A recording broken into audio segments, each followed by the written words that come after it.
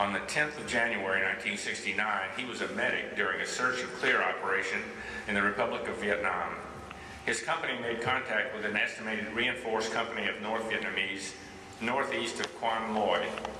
Repeatedly exposing himself to hostile fire, Spec 4 Fontaine treated members of his platoon who were wounded and brought them to a central location for evacuation.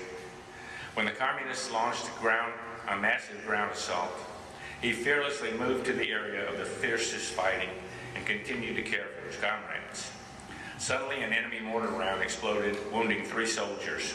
Despite the heavy concentration of hostile fire, he rushed forward to their aid. After he had bandaged 2 of the men and was nearing the 3rd, the enemy fire suddenly intensified. Specialist Fontaine threw himself on the man to protect him and was himself mortally wounded, but still he managed to save the life of his stricken comrade at the cost of his own life. Accepting a memento of this occasion from Assistant Secretary of State Kyle Ardoin will be Army veteran Dewey Coles.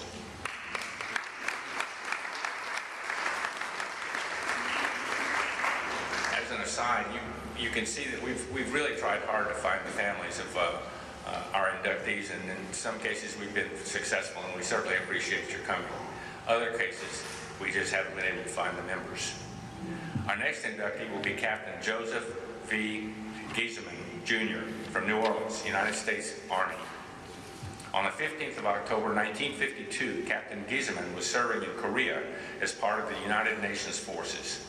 On that date, after consolidating on a key terrain feature, Captain Giesemann's company readied defensive positions against imminent counterattack.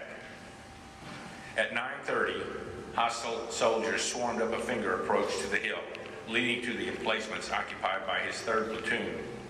Seeing that this unit was in grave danger of being isolated and overrun, Captain Giesemann hurriedly raced across the open, fire-swept impact area to a point forward of the threatened platoon and engaged the enemy in a diverting maneuver. Firing his carbine and throwing grenades with deadly accuracy, he delayed the onslaught until the beleaguered platoon could move to a more tenable position. During this action, Captain Giesemann was responsible for approximately 20 enemy casualties, and he thwarted the enemy's attempt to regain the commanding ground. Accepting a small memento of this occasion from Colonel Raymond and Assistant Secretary Kyle Ardoin will be his daughters, Lynn Giesemann and Karen Giesemann.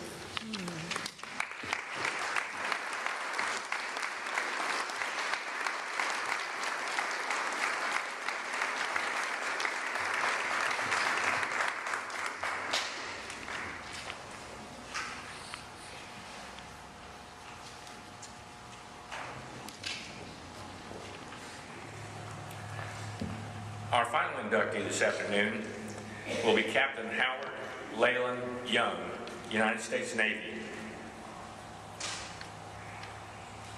Captain Young was commanding officer of the escort carrier USS Omni Bay in a service engagement with a large task force of the Japanese fleet near the island of Samar in Philippine waters during the Battle of Leyte Gulf on 25 October 1944.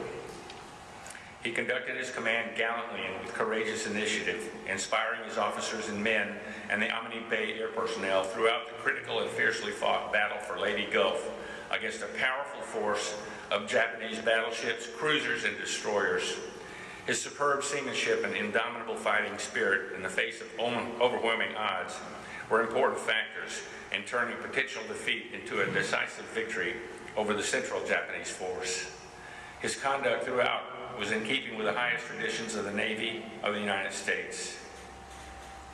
Accepting a small memento of this occasion from Secretary of State Carl Ardoin will be, again, U.S. Navy veteran L.J. Absher.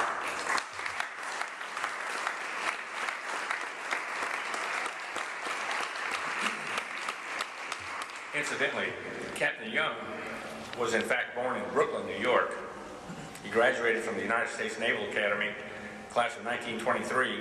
Somewhere along the line he got smart, he retired as a Rear Admiral and stayed in New Iberia, Louisiana. Ladies and gentlemen, that concludes the formal portion of our ceremonies for today. Now I'd like to ask Colonel Raymond to introduce our guest speaker.